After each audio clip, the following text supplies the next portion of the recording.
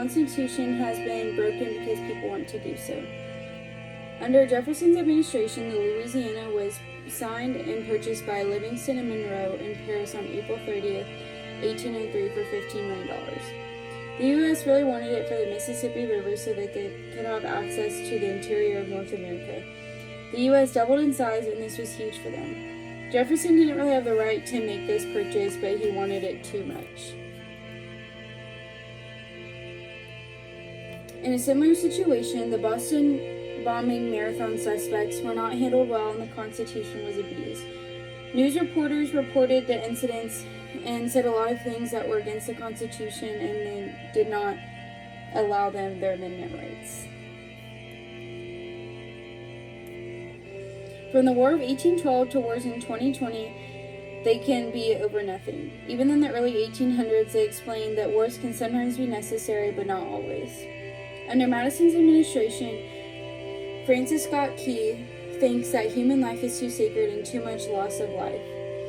He opposes against war with Great Britain and didn't want to fight or harm Canada because it's not fair. It's not their fault that the British government is in the wrong.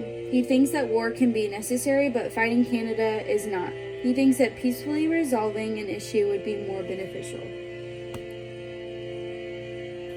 In a similar situation, Yemen is in war with the Houthis. In Yemen, hundreds of thousands of people are dying from fighting. They have conflict with them and they continue to fight for no reason.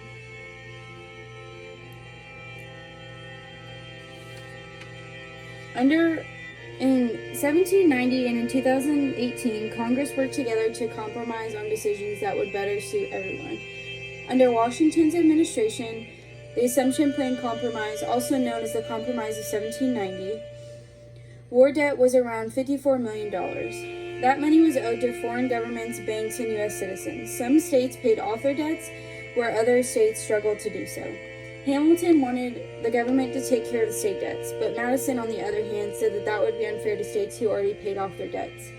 Madison eventually agreed with Hamilton's plan, and in return, the U.S. capital was moved towards the south.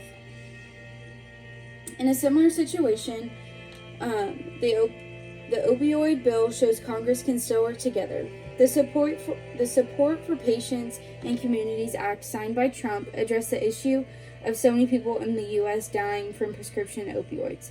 Congress worked together to find ways to help with the issue. The Support Act wasn't enough, and Republicans worked together to find a solution.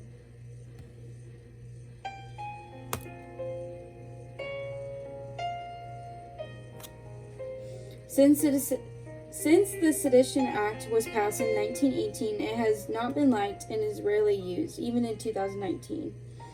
Under Adams' administration, the Sedition Act was signed. A crime to impede the operation of any law of the U.S. and is a crime to write, speak, or publish any false, scandalous, and malicious writings against the U.S. government, Congress, or President. Republicans hated this act, and a lot of people were arrested and charged. A lot of people didn't like this act and thought it limited free speech and denied them their First Amendment right.